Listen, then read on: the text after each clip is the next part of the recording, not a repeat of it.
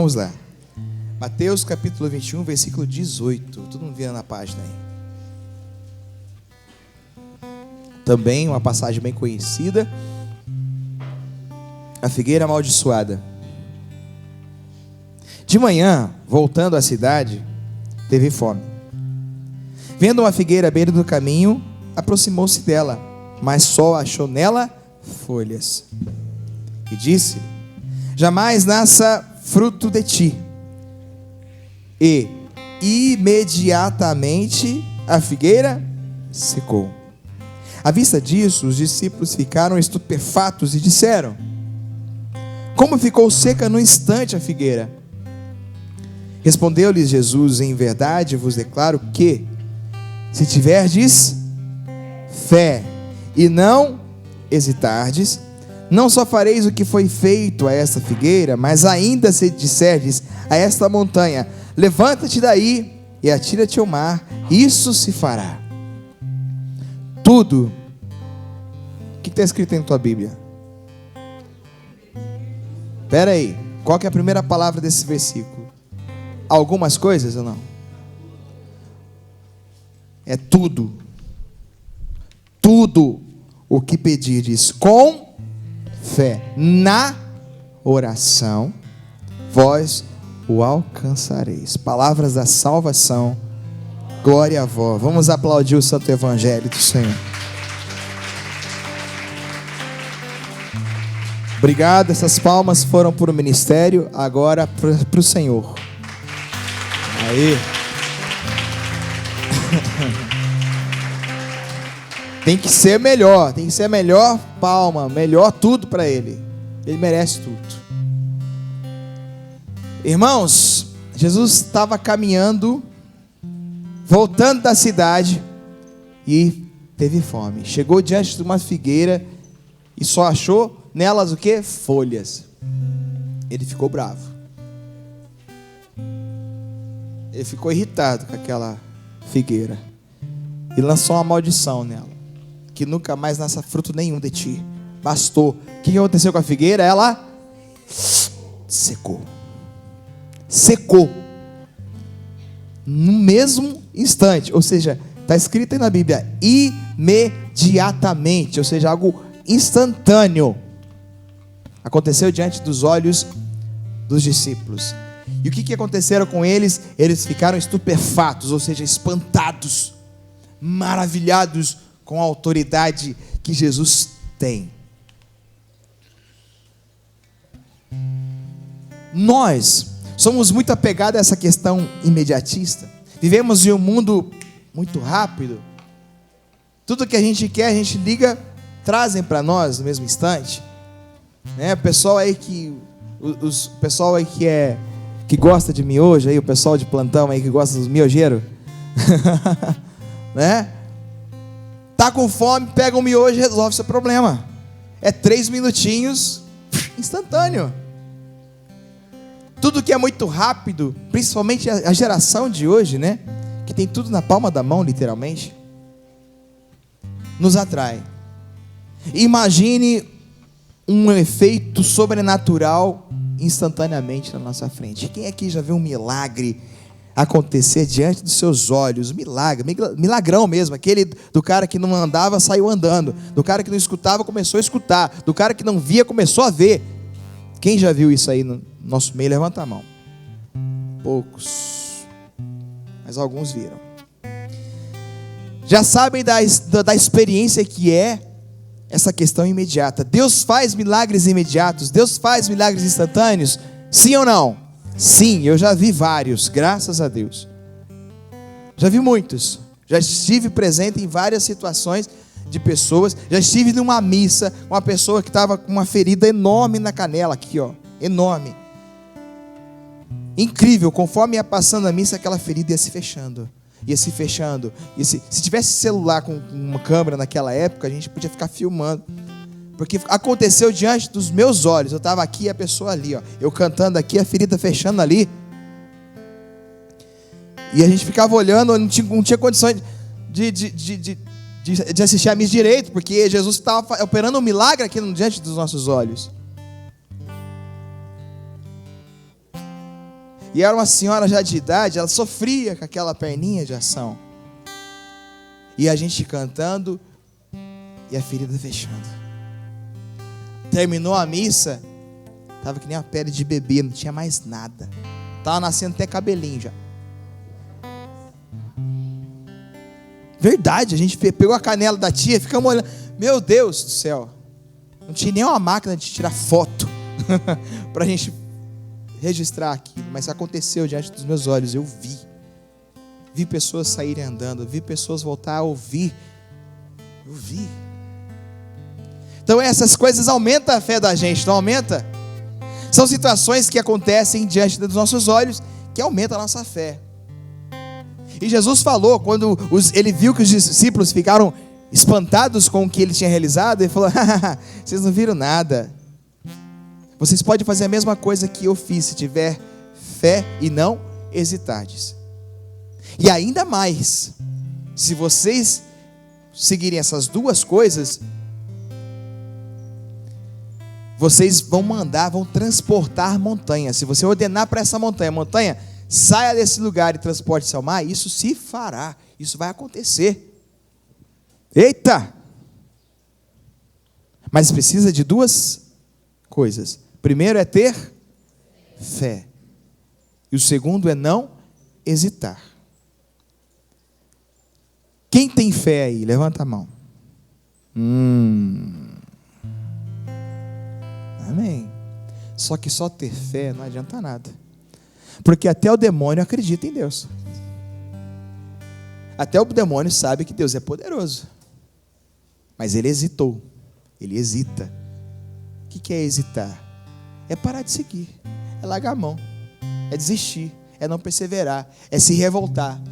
É reclamar. É murmurar. Isso é hesitar. Andar por um caminho de fé, como nós falávamos ontem, é um caminho difícil. Nós não podemos hesitar. Hesitar é ficar olhando para o outro caminho. Nossa, lá está tendo uma festa do outro lado e eu aqui.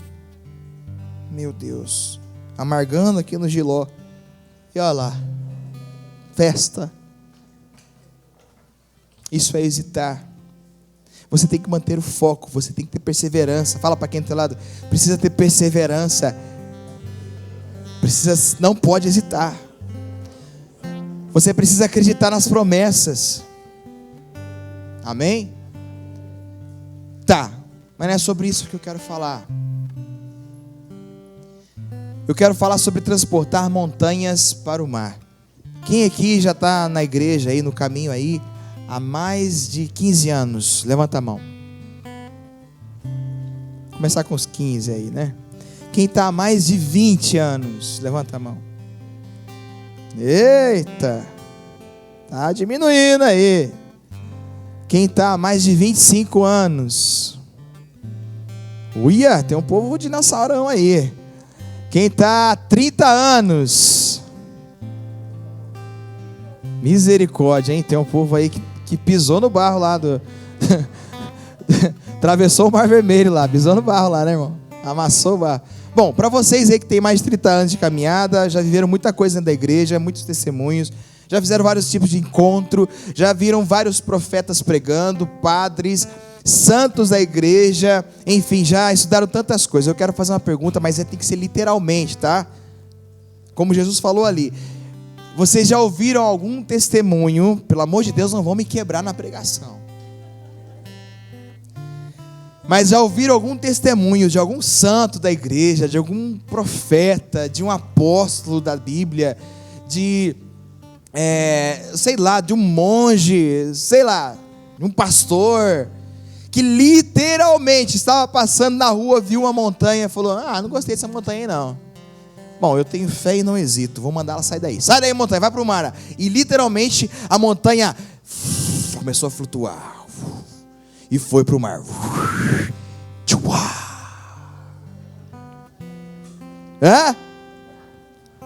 Fala aí, conhece ou não? Eu tenho que explicar muito bem, porque já me quebraram. Um padre lá falou: eu conheço. Eu falei: misericórdia, será que tem mesmo? Nós combinamos, né, irmão? Não, né? Não, né? Ninguém aqui sabe de um testemunho assim, de um milagre desse tamanho, dessa envergadura. Não, ninguém sabe. Amém, obrigado, Senhor. Ainda o Senhor não realizou esse prodígio. Bom, até porque a obra de Deus é perfeita. Se Ele colocou a montanha ali, é para que fique ali, certo? Mas espera aí. Então Jesus mentiu.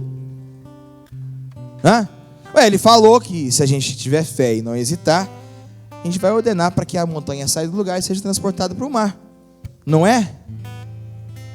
Mas isso não aconteceu. Até hoje passaram mais de 2000 anos e nada, zero, nenhuma montanha foi transportada para o mar.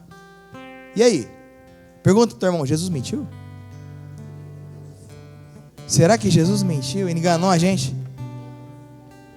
Está vendendo gato, como é? Gato por lebre? Prometeu uma coisa para nós. Será que esqueceu? Será que... Eu tenho uma dúvida. Nada, não tenho dúvida nenhuma. De que montanha Jesus está falando então? Não é dessa montanha. Estava lá você caminhando, o dia ensolarado, no seu caminho aberto lá, ó, tudo legal, tudo bacana. Estava andando, de repente, caiu uma montanha na sua frente. Você olhou para o alto e viu que ela transpassava as nuvens e falou: e agora? Como é que eu vou fazer para continuar a caminhar? É muito grande, eu não consigo vencer isso não. Talvez uma situação, uma pessoa, alguma circunstância te surpreendeu, estava tudo ok e aconteceu algo na sua vida, bum! Uma doença, a perda de alguém, sei lá. Você perdeu a sua empresa, você perdeu o teu emprego, estava tudo certo, de repente caiu uma montanha gigante no seu caminho, te impedindo de passar. É dessa montanha que Jesus está dizendo.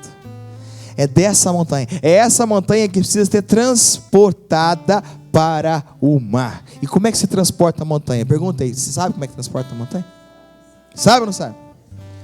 Eu me lembro quando eu era criança, meu pai estava reformando a casa, aumentando a casa, porque era assim, a gente comprava casa popular e aumentava a casa, né? Era assim.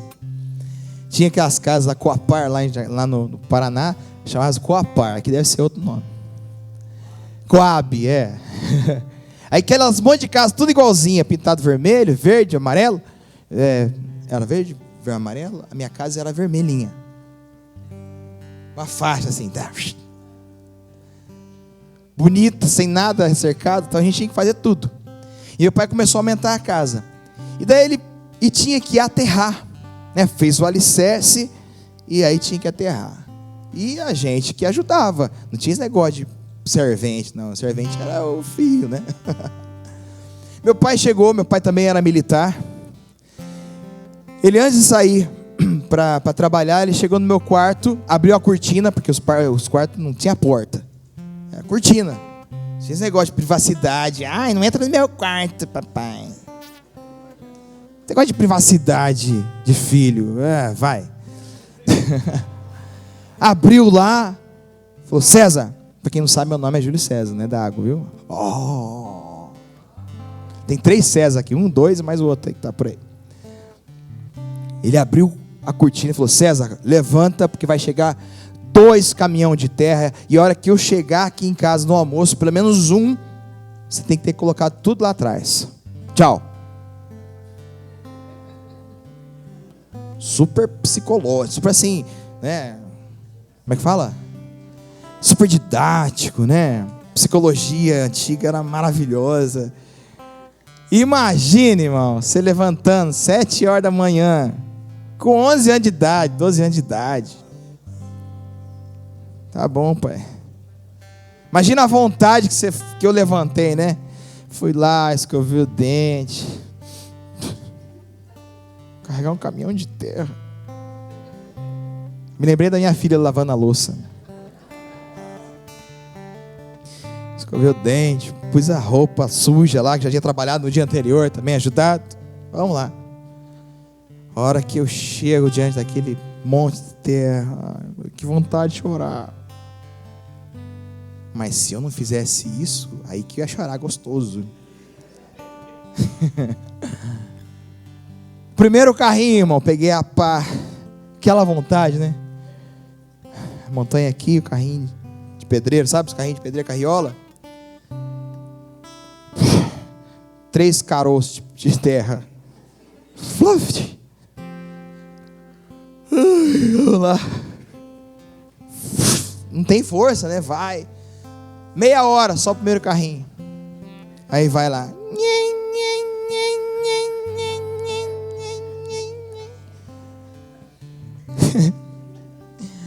Pode levantar para jogar, né? Você está dormindo ainda, meu pai. Vai lá. Vira do lado. Aí você tem que pôr tudo de novo no carrinho. Ô, saco. Aí pega e vai lá e primeiro carrinho. Quem já fez isso aí? Ajudou o pai, a mãe, sei lá. O primeiro é difícil, né, irmão? O primeiro é difícil, não é? O primeiro não é difícil? É difícil demais. Ainda mais quando é cedo. Estava falando para a Ana aqui. Meu Deus do céu, como é difícil cantar no encontro de manhã, domingo de manhã.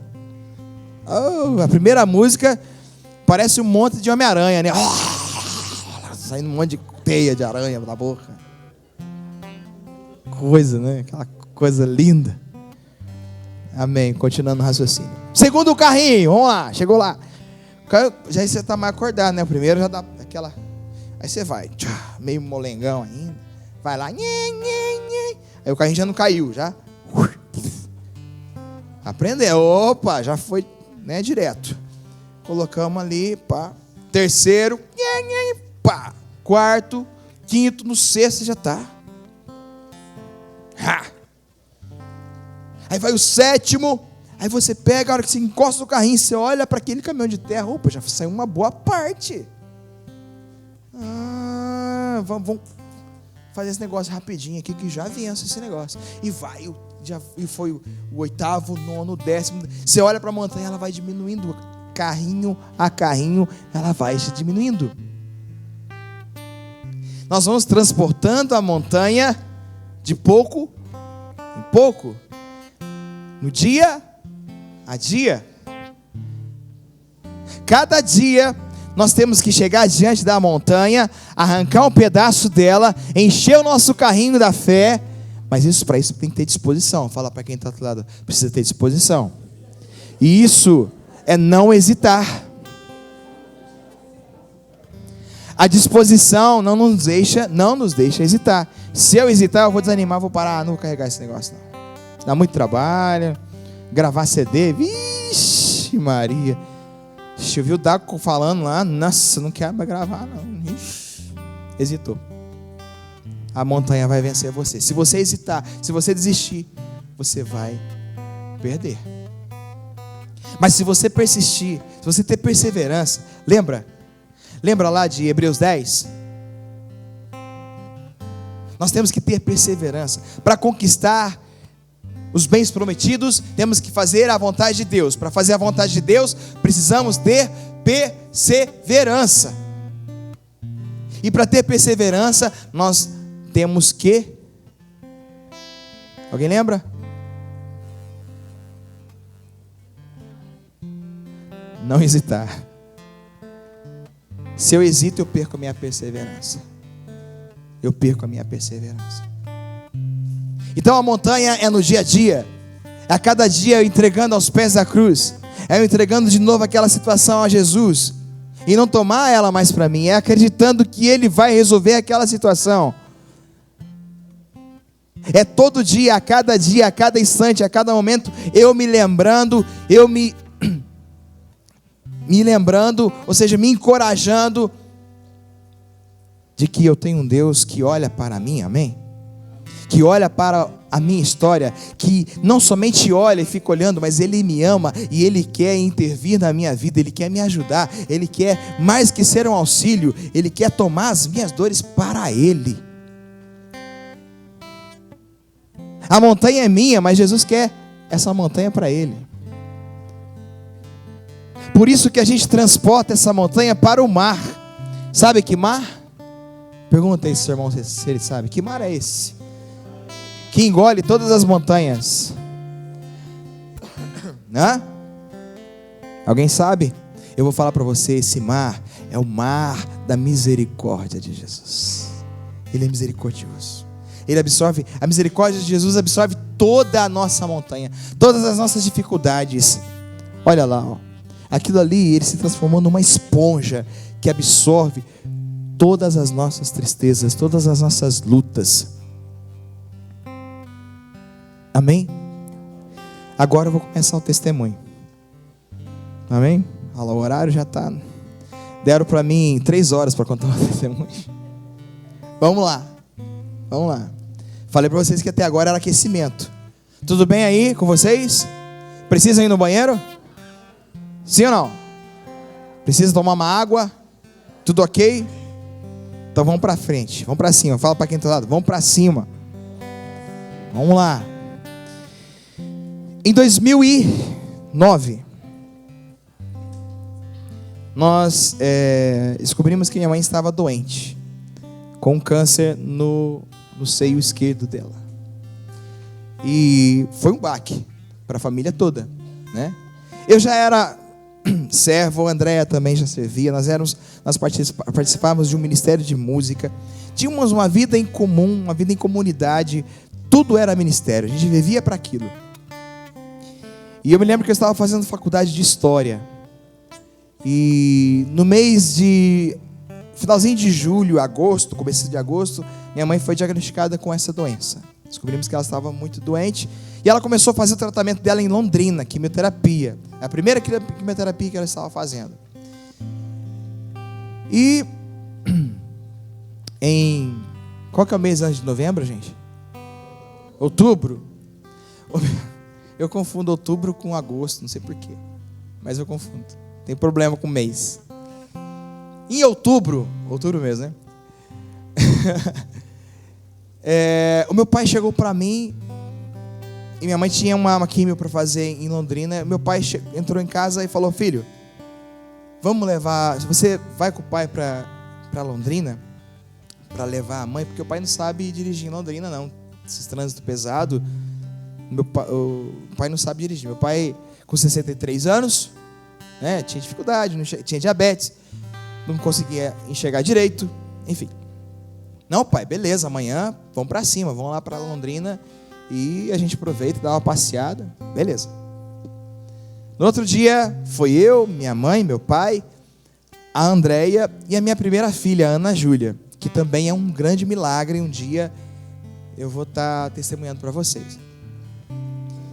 E fomos para Londrina, fomos levar minha mãe, chegamos lá no laboratório onde ela fazia a quimioterapia.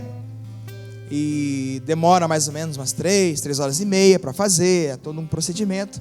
A hora que nós saímos da clínica, já era mais ou menos umas 6 horas da tarde, quase 6 horas, entardecer. Eu estava andando com a minha mãe e eu vi o meu pai encostado no poste, olhando para o horizonte. Eu olhei para o olhar dele e eu vi, meu pai está diferente. E quando eu comentei com a mãe, pai, esse olhar aí tá muito distante. Eu olhava assim, o sol estava no rosto dele. Meu pai é um senhor muito simples, sabe? Simples, simprão de tudo. E bravo. Pensa num homem bravo, meu pai. E assim, pão duro que... Nossa Senhora. Qual que é o rio maior que tem aqui, irmão? Piracicaba? Não. Piracicaba? Meu pai atravessava Piracicaba inteiro com um sorrisal na mão. Saía sequinho do outro lado. Então, gastar não era com ele, não. E eu falei, mãe, eu tô com uma ideia aqui. O que a senhora acha da gente jantar no shopping? Porque, assim, quem mora em cidade pequena, quando vai para cidade maior, quer ir no shopping, levar o filho para comer McDonald's, né? Ainda mais naquela época, que era uma novidade para nós, na nossa região. Ela falou, capaz que teu pai vai querer mesmo. Eu falei, mãe, o não a gente já tem como garantia. Vamos lá, né? Vamos pedir. Cheguei no paizão, falei, pai, vamos no shopping? Vamos lá jantar? Eles nunca tinham entrado no shopping. Aí, para nossa surpresa, ele falou, vamos. Eu falei, nossa senhora, não podemos perder essa oportunidade de comer McDonald's? Não. Tá sendo gravado, depois vocês editam lá, não quero fazer propaganda pro Mac, tá? Vamos então, pegamos o carro e fomos para o Catuaí Shopping. Chegamos lá, meu pai entrou no shopping, minha mãe, parecia duas crianças, olhando para tudo quanto é lugar, aquele negócio todo iluminado, cheio de loja. Meu pai falou assim para mim: filho do céu, que lugar grande. Eu falei: é grandão, pai. E aí, estavam vendendo um carro lá, ele falou: filho, vende até carro aqui dentro. Desse jeito, pontou o carro ali, tem até carro aqui dentro. Eu falei: tem, pai, é verdade. Meu pai, meu parceiro, sabe? Quando acabava a gasolina de madrugada, é ele que ia me acudir. Quando acontecia qualquer coisa que eu ia fazer, eu ligava para ele. Ele ia me xingar primeiro, mas depois ele me apoiava. Sabe, parceiro, amigo para qualquer coisa. Meu pai sempre me amou demais. Apesar de ser um senhor muito duro, um homem muito simples, ele também teve uma educação muito rígida, depois militar ainda. Mas ele me ensinou os valores mais belos, mais ricos, a honestidade. Meu pai é um homem muito honesto. Sabe, ele preservava muito, né? Infelizmente a gente tem perdido muito isso, a questão do nome, né? A honra, a fidelidade, enfim, tudo isso meu pai passou para mim. E fomos para o shopping, enfim, estávamos lá e vamos comer, deu fome nele. Chegamos lá na praça de alimentação, aquele monte de coisa de lanche. Ele falou: não quero lanche não, quero comida. Não, pai, tem comida, senta aqui. Aí eu falei: ó, ali tem um restaurante e tal, assim e tal. É caro? Eu falei: ah, pai, isso eu já não sei. Ele foi ele e minha mãe pegaram um pratinho lá. Enquanto eu e a Andréia e a Ana Júlia fomos o quê? Comprar? McDonald's. Na volta eu vi uma imagem que há muito tempo eu não tinha visto. Meu pai e minha mãe sentados naquelas cadeirinhas de 2 lugares, sabe? Tem uma mesinha no meio. Parecia 2 namoradinhos. E eu olhei para aquela imagem assim e até dei um toque na Andréia. Andréia, faz muito tempo que eu não vejo isso. E estavam lá os dois jantando.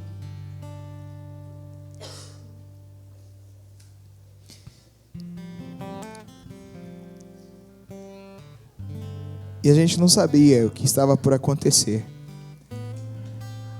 Não sabíamos que era a última refeição dos dois juntos. Era a última refeição do meu pai.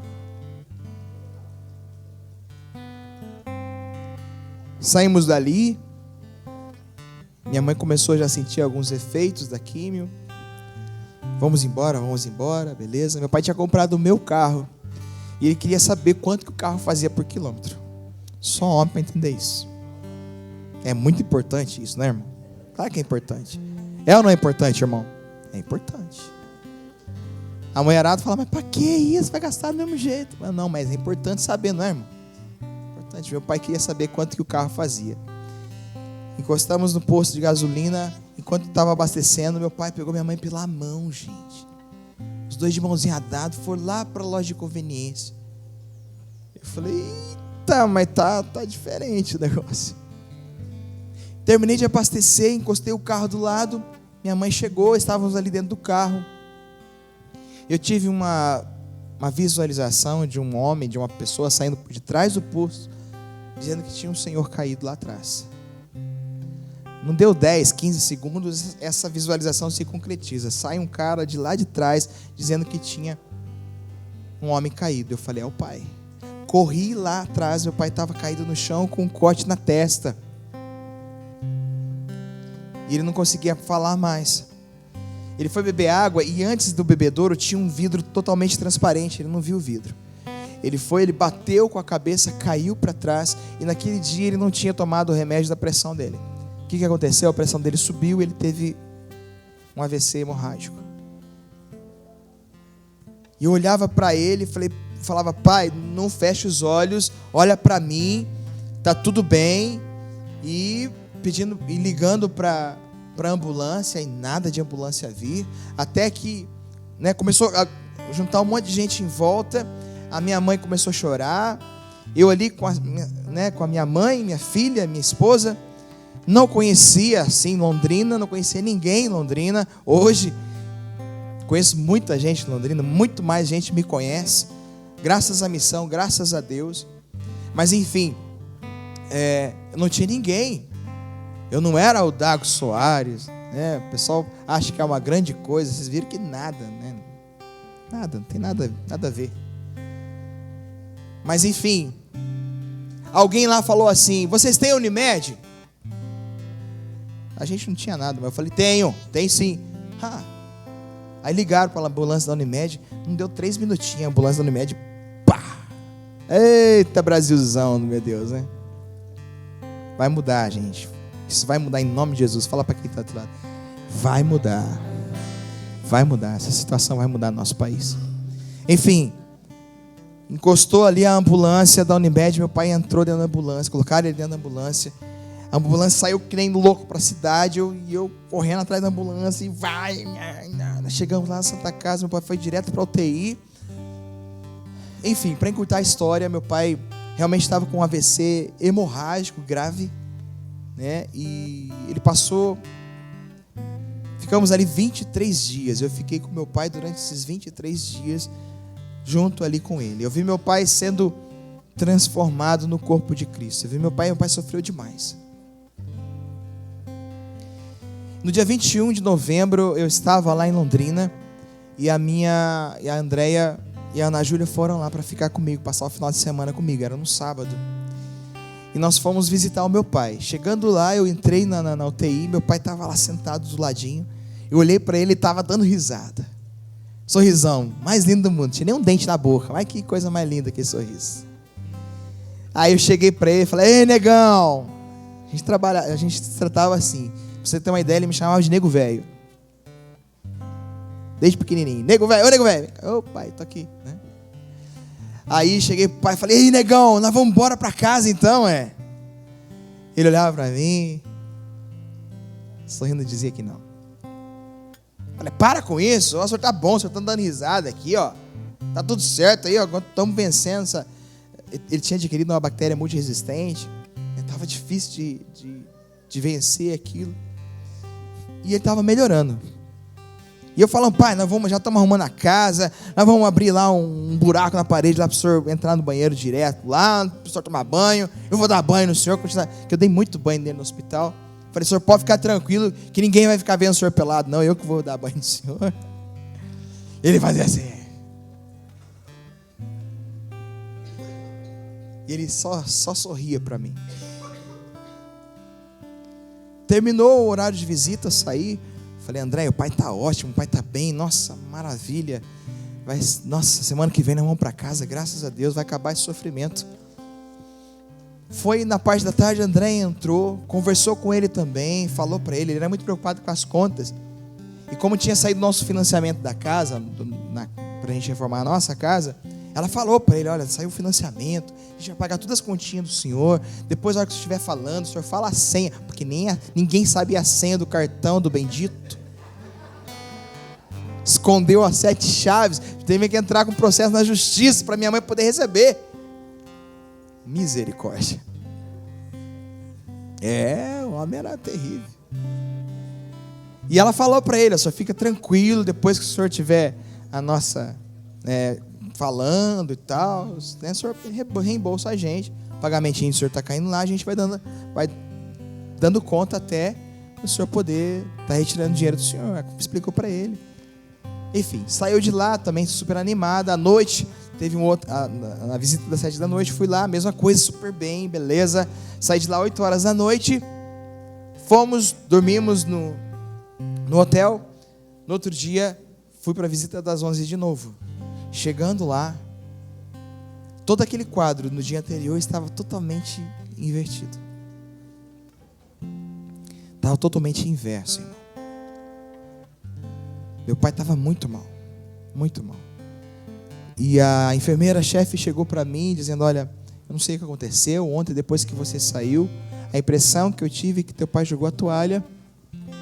E agora ele está lutando contra a máquina, que é o respirador, né? E então a gente está esperando você chegar para você autorizar, para a gente induzir ele ao coma, para que ele possa respirar, voltar a respirar normalmente com a máquina. Ele já estava com uma tráqueo. Falei, não tem outro jeito? Ela falou, não. E eu olhei para o meu pai estava com aquela respiração agonizante já. Nós que somos músicos, somos muito ligados a sons. A gente tem uma memória sonora muito apurada. Meu pai respirava.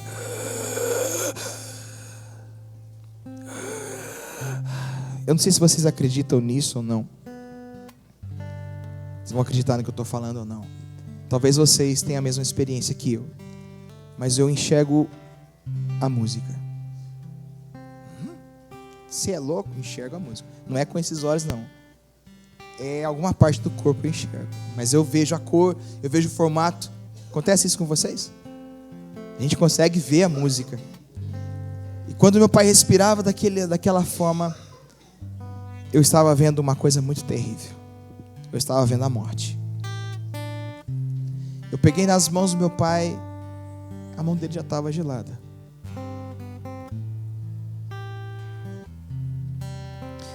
Peguei nos pés dele, gelado, apenas gelado. E eu já sabia que ia acontecer. Bem em frente ao leito do meu pai, tinha uma imagem de Nossa Senhora 3 vezes admirável de Somerset. E eu olhei para aquela imagem e falei assim: mãe,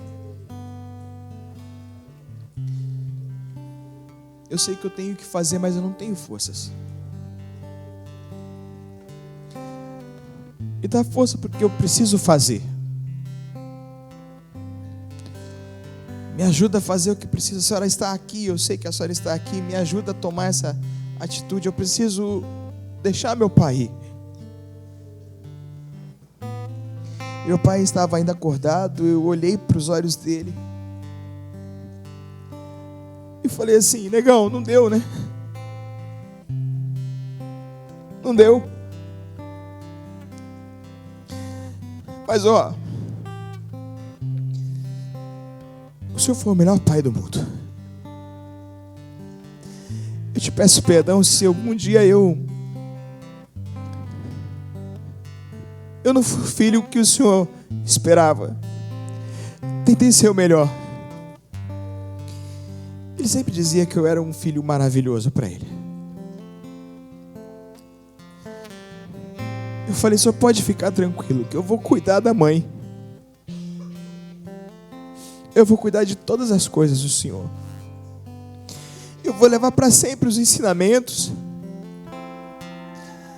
as histórias que o senhor sempre me conta repetitivamente.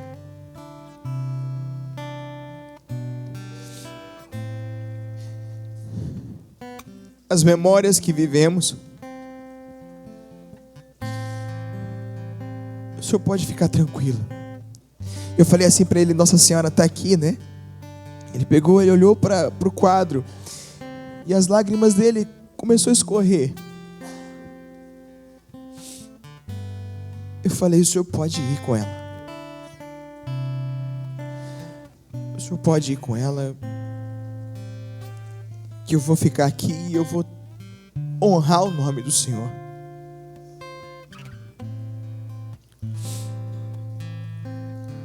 Nesse momento, a enfermeira chegou com a medicação, ele estava com um catéter no pescoço, ela foi aplicando. E aqueles olhos que me viram chegar no mundo foram se fechando. Quando eu nasci, ele estava lá, ele me viu chegar, ele me viu nascer.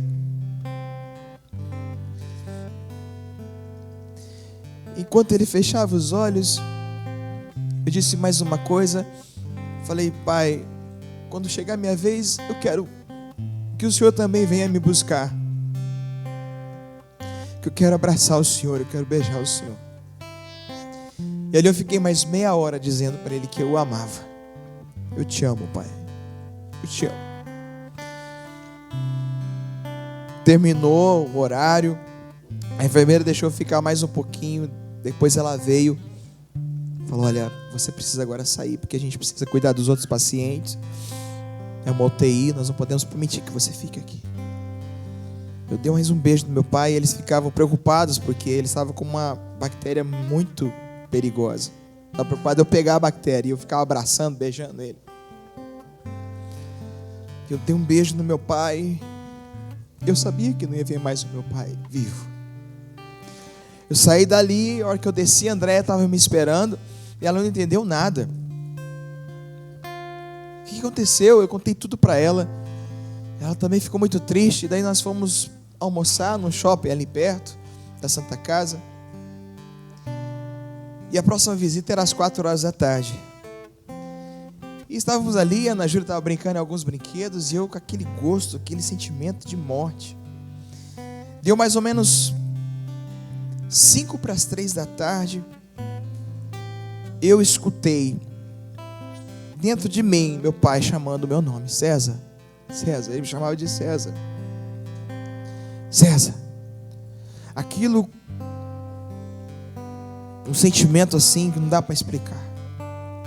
Eu falei, André, vamos para o hospital que o pai está morrendo. Peguei o carro, saí. Faltando uma quadra para chegar na Santa Casa, ligaram da UTI. O senhor é o Júlio César, filho do seu Benedito? Falei, senhor, nós precisamos que o senhor venha aqui no hospital urgente. Falei, já estou chegando. Cheguei, subi lá na UTI.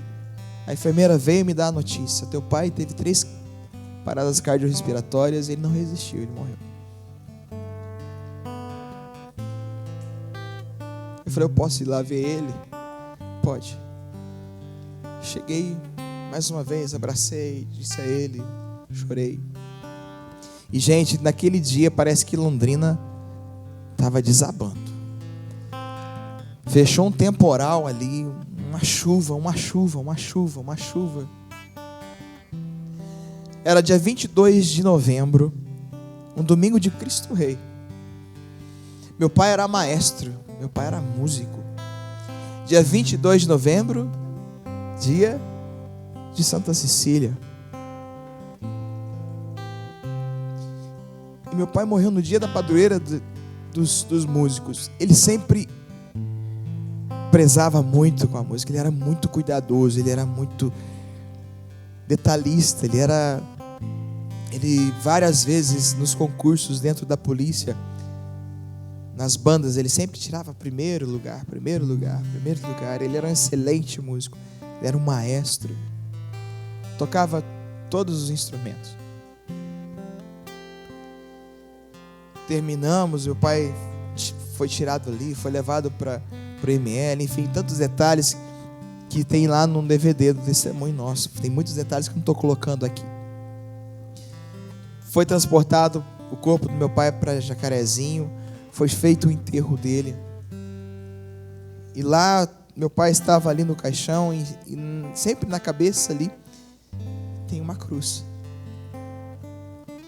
E durante todo esse período, até ali no velório, essa canção que eu tinha composto porque tinha brigado com um amigo, ela me serviu de base para eu não perder a minha fé.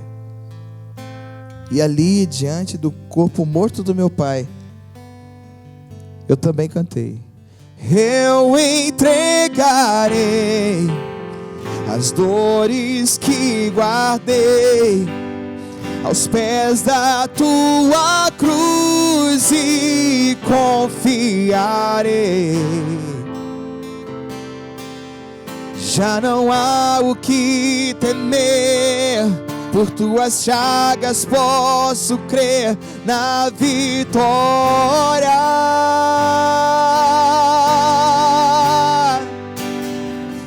E foi esse momento que eu vivi com meu pai,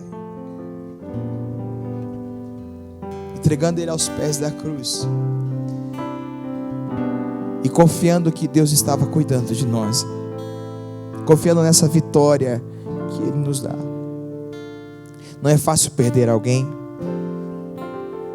mas o luto nos ensina muitas coisas, muitas coisas.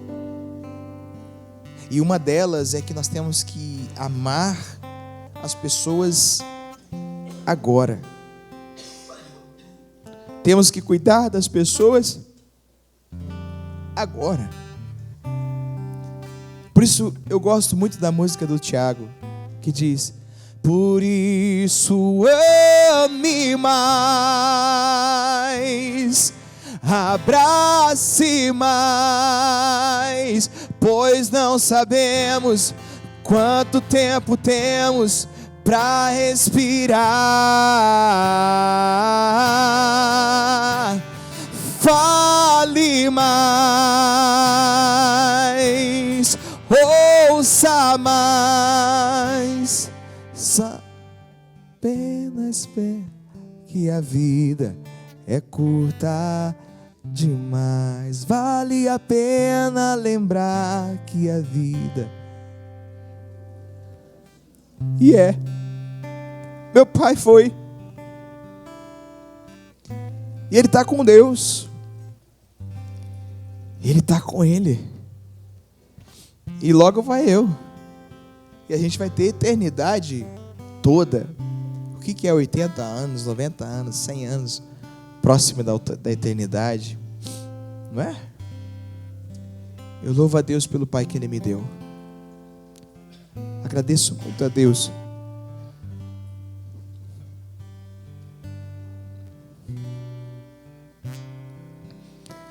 por ter me dado um pai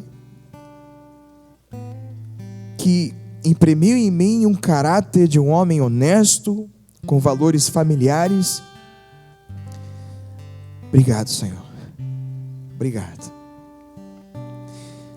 Minha mãe continuou fazendo tratamento, e por causa do tratamento e do luto do meu pai, ela entrou numa depressão terrível. Terrível. Um tempo muito difícil que nós vivemos em família. Minha mãe queria tirar a sua própria vida a todo instante, tinha que ficar cuidando. Por isso que eu falei ontem da depressão. Não é uma coisa qualquer. É um mal realmente real. E ali nós vivemos um tempo difícil. A minha casa, que estava sendo reformada, deu um problema lá nos documentos, queriam embargar a obra. Eu estava morando com a minha mãe, porque estavam mexendo na minha casa. Foi muito difícil, um tempo muito difícil. Mas no meio de tudo isso, nós tivemos uma notícia maravilhosa. De que Andréia estava grávida. De que ela estava esperando mais uma criança. Eu falei, graças a Deus, agora é um novo tempo. É um tempo novo. Um tempo de bênção, de graça, de colheita agora. O tempo foi passando, as coisas foram melhorando, a minha mãe foi melhorando, terminando o tratamento, com muita dificuldade, é claro, o caminho da cruz, lembra? Não é fácil, nós estamos melhorando.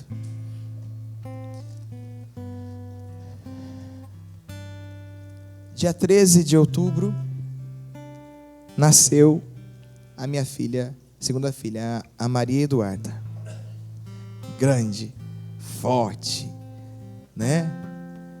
3,740 kg, é isso. É que eu erro, daqui a pouco ela vai falar aqui, você vai ver como que minha esposa fala bem melhor que eu. Viu? Vocês estão gostando da minha...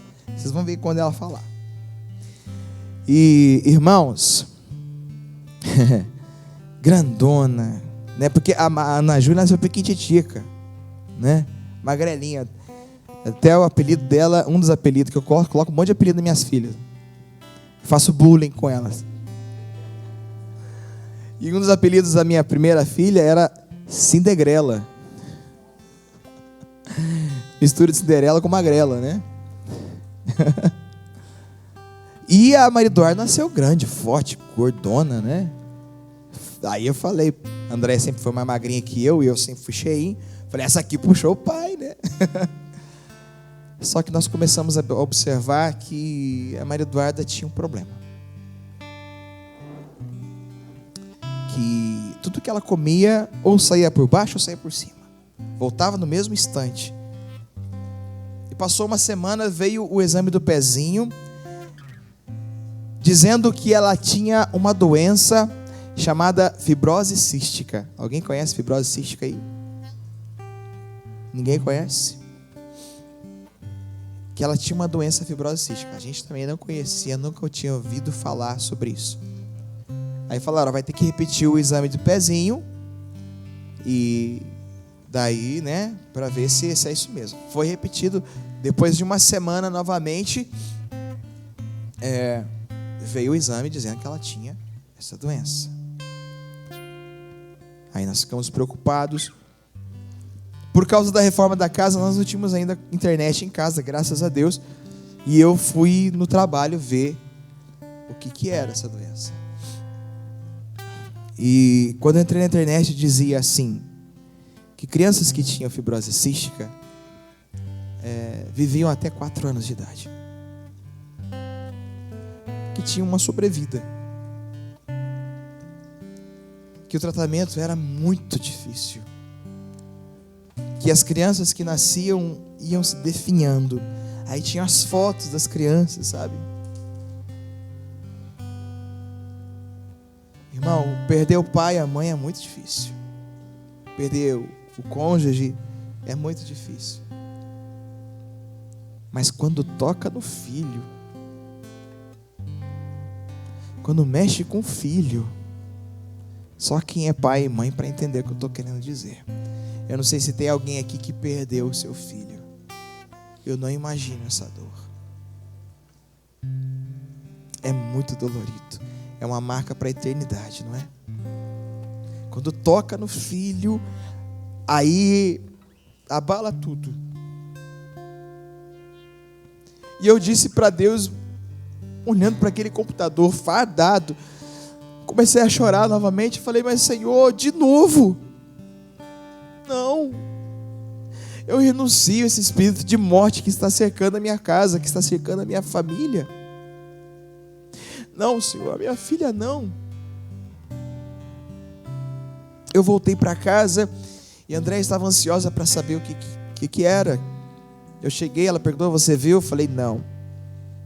Mas a pior coisa é mentir para a mulher da gente, né?